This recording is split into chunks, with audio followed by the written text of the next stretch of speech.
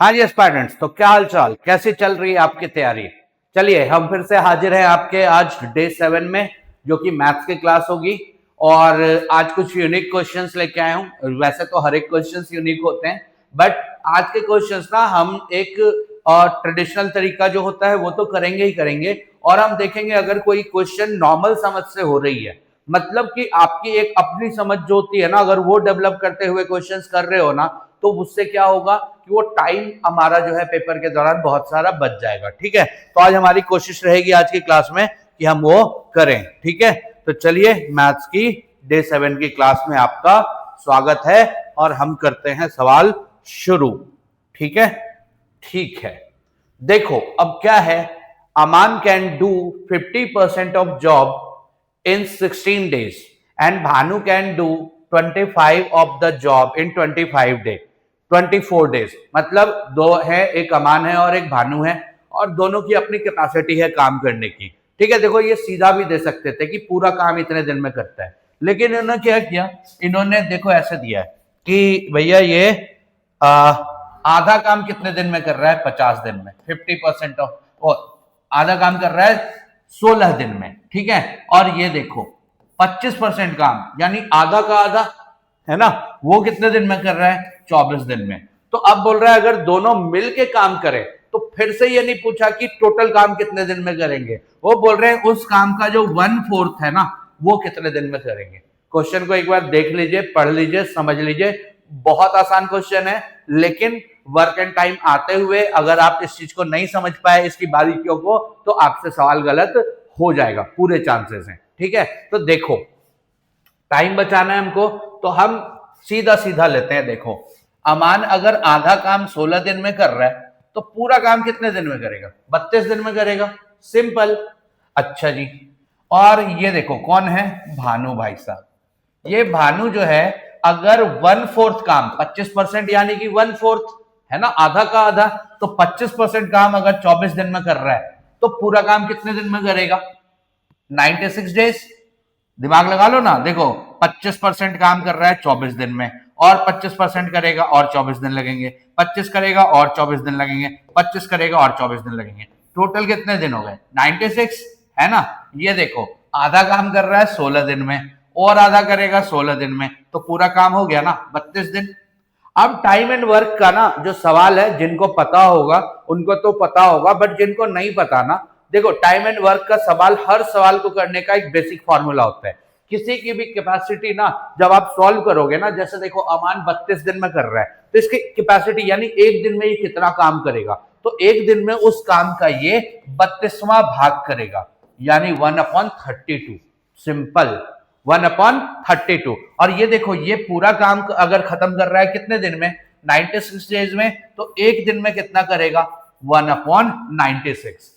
देखो ना, हम कोई काम 2 दिन में खत्म कर रहे हैं, तो एक दिन में कितना करेंगे, आधा करेंगे ना। इतना ही सिंपल है। यहाँ थोड़ा नंबर अलग हो सकता है तो आपको कंफ्यूजन हो सकती है। एक काम हम 4 दिन में खत्म कर रहे हैं, तो एक दिन में कितना करेंगे उसका, 1/4। एक काम हम 100 दिन में खत्म कर रहे हैं, तो एक दिन में कितना करेंगे, 1/100। इस चीज को याद रख लीजिए, टाइम एंड वर्क के सवाल होने लगेंगे।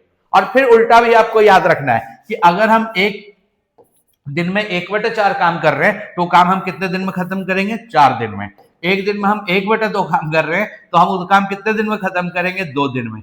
एक दिन में हम 1/3 काम कर रहे हैं, तो वो काम हम कितने दिन में खत्म करेंगे, 3 दिन में। ये चीज याद रख लीजिए। ठीक है, टोटल दिया हुआ है तो एक दिन का, और एक दिन दिया हुआ है तो टोटल कि कितना, मतलब टोटल दिया हुआ है कि टोटल हम इतने दिन में कर रहे हैं, तो एक दिन में कितना काम कर सकते हैं, और अगर हम एक दिन में इतना काम कर रहे हैं, तो उस काम को करने में हमें टोटल कितने दिन लगेंगे। ये चीज आपको ध्यान में रखना है, जो कि इतना ही सिंपल है। ठीक है, अब देखो ये दोनों काम कर रहे हैं, तो हम एक दिन का काम निकाल रहे हैं। ये भाई साहब एक दिन में इतना करेंगे, और ये भाई साहब एक दिन में इतना, और दोनों मिलकर करेंगे, तो ऑब्वियस है दोनों नंबर क्या हो जाएगा, प्लस हो जाएगा। 1/32 प्लस 1/96 लेते हैं एलसीएम, 96 ही होगा। 3 + 1 कितना, 4/96 काटिए, 24 कितना आ गया, 24। अब देखो नहीं, 1/24, हाँ 1/24, यानी कि ध्यान से देखिएगा, ये हाँ, ये दोनों अगर मिल के काम करते हैं तो वो पूरा काम एक दिन में कितना कर रहे हैं 1/24। और अभी मैंने क्या बोला कि एक दिन में अगर इतना काम कर रहे हैं ना तो इसको रेसिप्रोकल कर दोगे तो वो पता चलेगा वो काम वो कितने दिन में खत्म कर रहे हैं 24 दिन में। अब यहाँ 24 रहेगा ना, अगर आंसर में हम 24 टिक करके आ जाएंगे, ठीक है। लेकिन पूछ क्या रहा है कि ये टोटल 24 दिन लग रहे हैं पूरे काम को खत्म करने में, तो कितना 1/4 यानी कि 25% है ना, तो यानी आधा का आधा, तो 24 का आधा 12, आधा काम खत्म करेंगे ये 12 दिन में, और उसका आधा काम खत्म करेंगे 12 का आधा 6 दिन। तो याद रखिएगा इसका आंसर क्या है 6। इस सवाल को एक बार दोबारा से करिए, फिर से समझिए, ठीक है। मैं शायद दोबारा समझा दूं लेकिन उससे क्लास लंबी हो जाएगी, आप इसी को दोबारा से भी देख सकते हो, ठीक है। बढ़ते हैं हम आगे। ये लीजिए आपके लिए क्वेश्चंस डन, ये हिंदी में क्वेश्चंस और ये अगला क्वेश्चन, ठीक है। फिर से देखो, फिर से एक मजेदार सवाल आया। अब देखो ये मिक्सचर का सवाल, अगेन बहुत सारा फॉर्मूला बताया जाता है, बहुत सारी ट्रिक्स बताई जाती है, तो बट ना तो अभी आपके पास फॉर्मूला रटने का टाइम है ना ही ट्रिक्स रटने का टाइम है, तो उससे बेहतर है अपनी समझ डेवलप कर लो, और ये घर में आप कर सकते हो। ये चीजें जो हो रही हैं ये करते हैं हम, ठीक है। और थोड़ी सी अगर हम अकल लगाए ना तो बिना फॉर्मूला बिना ट्रिक किए आप अपना एक मेथड अप्लाई कर लोगे और उससे सवाल बन जाएगा, ठीक है। तो ट्रिक और मेथड और फॉर्मूला के प्रेशर में नहीं पड़ना, आता है तो बहुत अच्छा, बट जो क्वेश्चन को हम नॉर्मल तरीके से कर सकते हैं वो तो हम करेंगे ही, ठीक है। तो देखिए अब क्या है, 80 लीटर ऑफ मिक्सचर, दूध और पानी का एक मिक्सचर है जिसकी क्वांटिटी कितनी है 80 लीटर, ओके जी। अब बोल रहा है ये इसमें ना दूध और पानी मिला हुआ है 7:3 में, ठीक है। एंड इन ऑर्डर, और लेकिन 7:3 का है, मतलब 80 लीटर में 7 भाग 7 भाग क्या है दूध है और 3 भाग क्या है पानी है, ठीक है। हमको उसमें कुछ पानी मिला देना है जो कि जो ये रेशियो है ना वो 7:3 से हटके क्या हो जाए 2:1 हो जाए। तो देखने में कितना कॉम्प्लिकेटेड क्वेश्चन लग रहा है, देखो कितना आसान है ये क्वेश्चन, ठीक है। देखो 80 लीटर है ना आपके पास मिक्सचर, ठीक है। इसमें क्या है वाटर है, मिल्क है और वाटर है, और हमको नहीं पता, हमको 7:3 दिया हुआ है। इसमें हम जानते हैं ना रेशियो में जब हमको नहीं पता हम x लगा देते हैं। तो देखो 7x हमारे पास क्या है मिल्क है और 3x क्या है वाटर है, और यही दोनों मिला के ना 80 लीटर का मिक्सचर बन रहा है ना। तो देखो 7 3 10x बराबर 80, x बराबर काट दो 8। अब यहां से आप समझ जाओगे, ठीक है। देखना x की वैल्यू क्या आई है 8, याद रखना, ठीक है। तो देखो 7x यानी कि 7 इंटू 8, ठीक है, कितना 56, और ये कितना है 3x, 7 कितना, हाँ 3 इंटू 8 कितना 24, डन।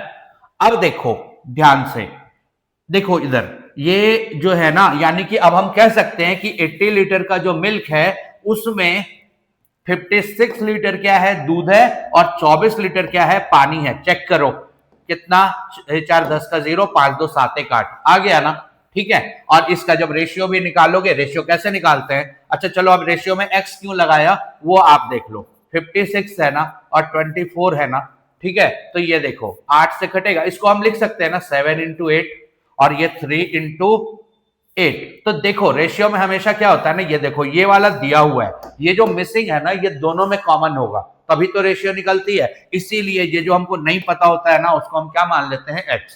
बहुत बार आपको लगता है कि यार सर ने बोल दिया तो x मान लो, नहीं, वो x मानने के पीछे का रीजन यही है, वो मिसिंग टर्म जो दोनों में है और सेम है, इसीलिए हम उसको क्या मान लेते हैं x, ठीक है। तो ये रेशियो वाला भी कॉन्सेप्ट आपका हो गया। दूसरा ये आप देखो 7:3 है और 7 8 जा 56, 8 3 जा 24, ये भी हो गया आपका।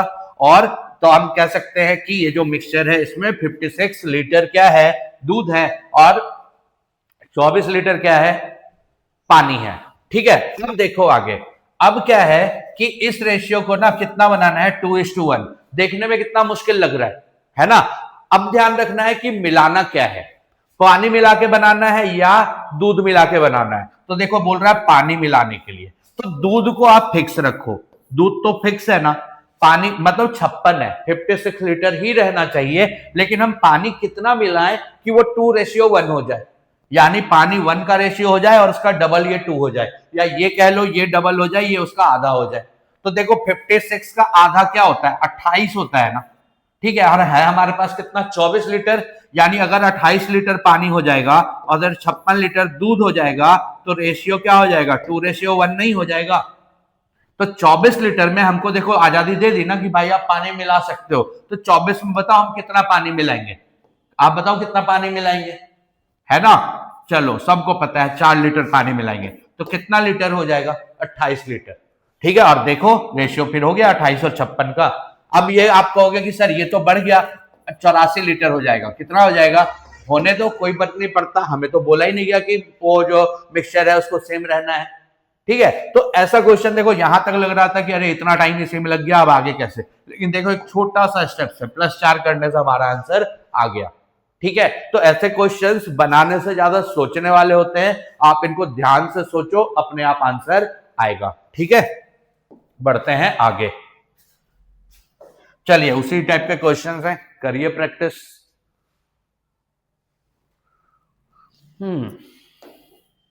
हिंदी में, और फिर अगला क्वेश्चन। अब देखो अंकित एंड, अब ये देखो ये भी वैसा ही कुछ क्वेश्चन है जो हम अपनी समझ से कर सकते हैं, ठीक है, थोड़ी कॉम्प्लिकेटेड होंगी कैलकुलेशन या चीजें, बट आप समझ जाओगे तो बहुत आसान है। और ये कहानी मैथ्स की नहीं है, दो दोस्त हैं वो बिजनेस करते हैं, वो ऐसा ही करते हैं, ठीक है।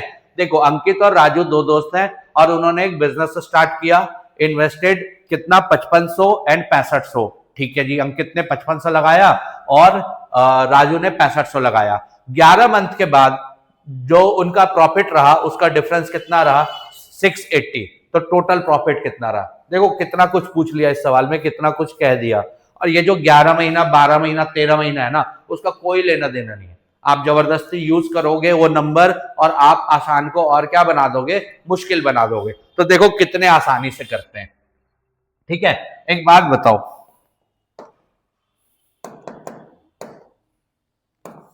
अगर एक बिजनेस में हम 100 रुपए लगाते हैं, हमारा दोस्त भी 100 रुपए लगाता, तो क्या होता, अगर प्रॉफिट हुआ 20 रुपए का तो हम कितना लेते, 10 रुपया, वो भी कितना लेता, 10 रुपया। क्यों, दोनों का इन्वेस्टमेंट क्या है, इक्वल है। अगर वो 200 रुपए लगाता, ठीक है, और हम 100 लगाते और प्रॉफिट होता 30 का, तब क्या होता, हम कितना लेते, मतलब जो भी जिसने 200 लगाया वो 20 रुपए लेता, जो वो जिसने 100 रुपया लगाया वो कितना लेता, 10 रुपए लेता। यानी कि हमारी इन्वेस्टमेंट का जो रेशियो है वही रेशियो किसका होना चाहिए, हमारी प्रॉफिट का या फिर लॉस का, ठीक है। तो देखो, तो सबसे पहले हम रेशियो निकालेंगे, ठीक है। क्या है दोनों का रेशियो, अंकित जी हैं और ये राजू जी हैं। इन्होंने, अंकित जी ने लगाया है 5500, ठीक है, और राजू जी ने लगाया है 6500। गया गया 5 से काटिए, 5 से कितना, 11 और ये 13। तो अगर हम बात करें, अंकित का हिस्सा जो है वो 11 है और राजू का जो हिस्सा है वो 13 है, और हमको वही जो छुपा हुआ नंबर है वो मान लेते हैं वो x है ना। इसी को सॉल्व करेंगे तो ये आ जाएगा ना, ठीक है। तो देखो ये इसने 11x लगाया है और इसने 13x लगाया है, यानी कि अगर टोटल कितना प्रॉफिट हो, मतलब टोटल अगर ऐसा कह ले 24 हिस्से हैं, कितने हिस्से हैं, 24 हिस्से है ना, तो उसमें 11, ऐसा समझो ना, 11 और 13 कितना, 24। तो टोटल 24 हिस्से हैं जिसमें 11 हिस्से किसके हैं, इन्वेस्टमेंट में अंकित के, और 13 हिस्से किसके हैं, राजू के। सिंपल। तो देखो उसी तरीके से अब हम प्रॉफिट में जाएंगे, ठीक है। तो देखो इसका प्रॉफिट भी कितना होना चाहिए था, 11x ही प्रॉफिट होगा, और इसका प्रॉफिट भी कितना होगा, 13x होगा। तो देखिए अब बोल रहा है ना कि दोनों का डिफरेंस प्रॉफिट, तो अंकित का हिस्सा कितना है 11x, तो प्रॉफिट भी इतना होगा। राजू का हिस्सा 13x है तो प्रॉफिट, तो इसका प्रॉफिट ज्यादा होगा, इसका कम होगा। तो वही बोल रहा है दोनों के प्रॉफिट का जो डिफरेंस है ना वो 680 है, ठीक है। तो यानी कि राजू का प्रॉफिट माइनस अंकित का प्रॉफिट इज इक्वल्स टू 680, तो राजू का प्रॉफिट कितना 13x minus 11x is equals to 680, कितना 2x बराबर 680, x बराबर 340, यानी कि ये x की वैल्यू कितनी है 340 और अंकित को राजू को कितना मिल रहा है 13x मिल रहा है ना, यानी कि टोटल पैसा कितना मिल रहा है 13 इंटू 340 और राजू को कितना अंकित को कितना मिल रहा है ये, अच्छा राजू को मिल रहा है 13 इंटू 340 और अंकित को कितना मिलेगा 11 इंटू 340। इसको कुछ ना कुछ वैल्यू मिलेगी, हाँ या ना, इसको कुछ ना कुछ वैल्यू मिलेगी और अंकित का हिस्सा और राजू का हिस्सा मिलके ही क्या बनेगा, ये नाम आप देख लेना, जो भी आगे पीछे शायद मैंने लिया हो सवाल के दौरान, नाम मैटर नहीं करता, ये देख लो, एक जिसका ज्यादा हिस्सा है उसको ज्यादा प्रॉफिट मिलेगा, जिसका कम हिस्सा है उसको कम प्रॉफिट मिलेगा, डन। और प्रॉफिट का डिफरेंस दे दिया और हमसे पूछ रहा है भाई दोनों के प्रॉफिट का जो है मतलब कि वो टोटल प्रॉफिट बताओ, तो जो हिस्सा इसको मिला है और जो हिस्सा इसको मिला है इन दोनों को अगर हम प्लस कर देंगे तो टोटल प्रॉफिट आ जाएगा, इसी में से कोई एक आंसर होगा, आप निकाल लो, ठीक है। चलो इतना किया है तो निकाल भी देते हैं, 13 इंटू 34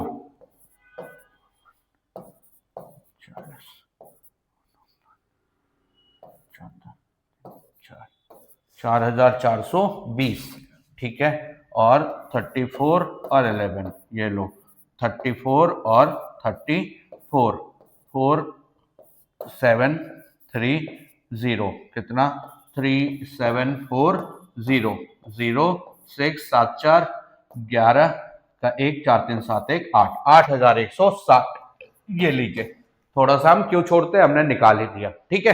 तो करिए, बहुत आसान सवाल है लेकिन बहुत कुछ सिखाएगा ये सवाल, ठीक है। ये देख लीजिए आप, आपके लिए सवाल, हिंदी वालों के लिए पहले आ गया, इंग्लिश वालों के लिए बाद में आया, बहुत मजेदार सवाल है, इसको करिए, बहुत कुछ सिखाएगा आपको। ये कुछ सवाल होते हैं ना, वो हमको हमारी समझ को डेवलप करते हैं और उसका फायदा सिर्फ यही नहीं मिलेगा, सिर्फ इसी टाइप के सवाल में नहीं मिलेगा, वो इक्वेशन बनाने वाले सवाल, जो हम अपना इक्वेशन बनाते हैं ना, वर्ड प्रॉब्लम, हर तरह के वर्ड प्रॉब्लम में ना जब आपकी सोच डेवलप हो जाएगी ना तो आपको फायदा होगा, ठीक है। अगले सवाल पे आते हैं, फिर से word problem. In the Delhi zoo there are some ducks, okay जी, कुछ डक हैं और कुछ रैबिट है। देखो ऐसा भी एक सवाल तो होता ही है बहुत सारे पेपर्स में, ठीक है। तो देखो क्या है, जो है डक्स है और रैबिट है, ओके, ठीक है, और बोल रहा है कि उनका हेड काउंट जो है ना वो 160 है और जो लेग काउंट है वो 450 है, तो बताइए नंबर ऑफ डक्स और नंबर ऑफ, अच्छा सिर्फ नंबर ऑफ डक पूछ रहा है तो हम तो दोनों निकालेंगे। तो देखिए ध्यान से, क्या है ऐसा सवाल जो है ना, ये देखो, लेट जो डक है उसका नंबर डी ही ले लो, डक का नंबर डी ले लो, प्लस रैबिट का नंबर आर ले लो, दोनों मिला के कितने हैं 60 है ना। अब फिर से देखो, तो हेड तो एक एक होता है ना सबका, तो डक का जितना हेड होगा रैबिट का उतना हेड होगा, दोनों मिला के 160, ठीक है। लेकिन लेग्स की जब कहानी आती है ना तो क्या होता है, हम जानते हैं कि डक के पास कितने लेग होते हैं 4, डक्स के पास 2 लेग होते हैं और रैबिट के पास 4 लेग होते हैं, ठीक है, हाँ ठीक है। तो देखो, तो क्या करेंगे, डक्स का, हर डक का 2 लेग होगा और हर रैबिट का कितना लेग होगा 4 लेग होगा, 4R। और ये मतलब डक और रैबिट नहीं कर रहे, ऊपर हमने डक और रैबिट किया, लेकिन हम यहाँ क्या कर रहे हैं, डक के टोटल लेग्स यानी जितने भी डक होंगे उसको 2 से मल्टीप्लाई करेंगे तो उनके लेग्स आ जाएंगे, जितने भी रैबिट होंगे उनको 4 से मल्टीप्लाई करेंगे तो सभी रैबिट के लेग्स आ जाएंगे और उसकी वैल्यू कितनी हो जाएगी 450।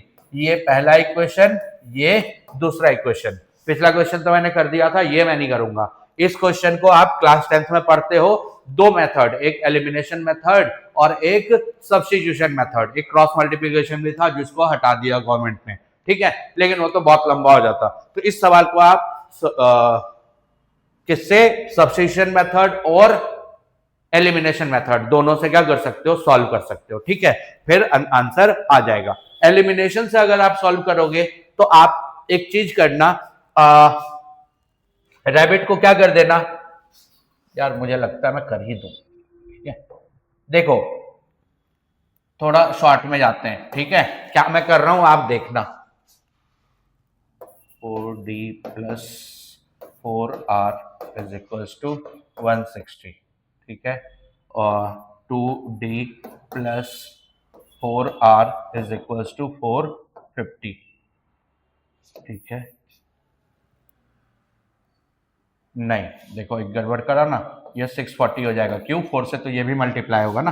ठीक है, साइन नीचे का चेंज जान के मैं नहीं बता रहा कि अगर नहीं आता तो इस पे काम करो। 10th क्लास के बुक लो, लीनियर इक्वेशन के ये वाला जो सब्स्टिट्यूशन मेथड है ना और एलिमिनेशन मेथड है ना, उसको एक बार अच्छे से देख लो। ठीक है, समझ आ जाएगा आपको।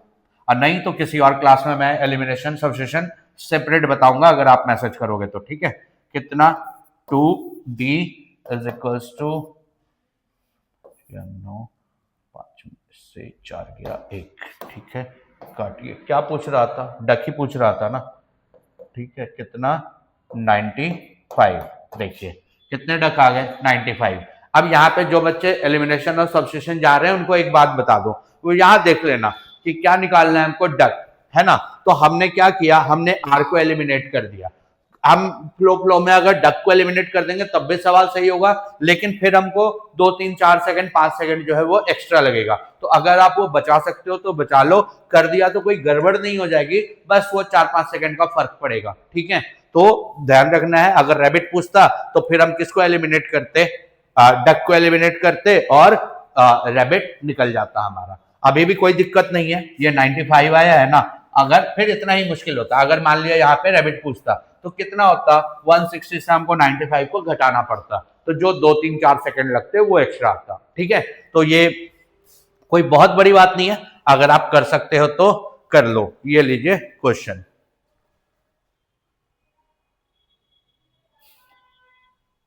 डन। चलिए अब आते हैं अगले क्वेश्चन पे। क्या है अगला क्वेश्चन? देखिए एवरेज से रिलेटेड है। ठीक है, क्या है एवरेज का क्वेश्चन? एवरेज में एक चीज चलो बता दूं, एवरेज में एक फॉर्मूला होता है, एक ही फॉर्मूले पे पूरा सवाल बनता है। क्या? Average is equals to some, मतलब जो भी डेटा होगा उसका सम अपॉन में जो भी डेटा होगा उसका नंबर। मान लिया 4 डेटा दिया हुआ है तो चारों डेटा का सम अपॉन में 4। 5 डेटा दिया हुआ है तो पांचों डेटा का सम अपॉन में 5। क्या निकल जाएगा? एवरेज। तो यहां देखते हैं क्या है। हाँ जी, the average of 5 numbers is 42। अब ध्यान से देखो, यहां पे ना हमको नंबर्स कुछ भी नहीं दिया, सिर्फ उनका एवरेज दिया हुआ है और हमको पता है कि वो नंबर कितने हैं, 5। अब बोल रहा है 1 नंबर इज रिमूव्ड, एक नंबर उसमें से क्या करते हैं, हटा लेते हैं, तो फिर से नया एवरेज बन जाता है कितना, 40। तो रिमूव नंबर निकालना है। तो देखो कितना आसान है, इसी फॉर्मूले पे हम बनाएंगे। देखो हमको क्या दिया हुआ है, एवरेज 42, बिठा दिया हमने 42। सम हमको पता नहीं है, ठीक है, नंबर कितना है 5। तो देखो सम पहले हम निकालेंगे। तो ये 5 डेटा है, उनका हमको अलग अलग नहीं पता, लेकिन पांचों का सम पता चल गया। कितना, 42 इंटू 5 2 जा 10, 4 5 जा 21, 210। तो ये जो पांचों डेटा है इसका सम कितना हो गया, 210। अब क्या बोल रहा है कि ये देखो, ऐसा समझो, 1 2 3 4 प्लस 5, इनका सम कितना है 210। अब बोल रहा है ना इनमें से कोई एक को निकाल देते हैं, ठीक है, तो नया एवरेज बन जाता है। तो फिर से वही formula, average is equal to sum upon में नंबर। तो अब नया एवरेज बन जाता है कितना, 40। सम हमको पता नहीं है, लेकिन इस बार जो एवरेज निकाल रहे हैं हम कितनों का, 40 का। तो एक हमने मान लिया एलिमिनेट कर दिया। कौन सा एलिमिनेट किया हमको पता नहीं है, ठीक है, लेकिन ये देखो एक एलिमिनेट हो गया तो नीचे कितना, 1 2 3 4 नंबर आ जाएंगे ना, ठीक है, ये 5 नहीं है, ये सम है। आप ठीक है, देखो तो अब देखो, तो यानी कि 4 डेटा का जो सम है वो कितना हो जाएगा, 40 इंटू 4 160। तो 4 डेटा का सम, यानी कि अब इसका इसका इसका इसका सम कितना है, कितना है 160।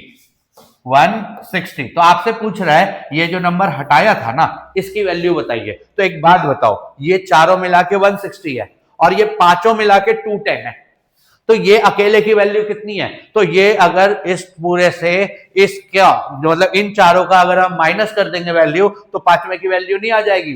तो क्या करेंगे 260 से 210 से 160 माइनस करेंगे, कितना आ जाएगा?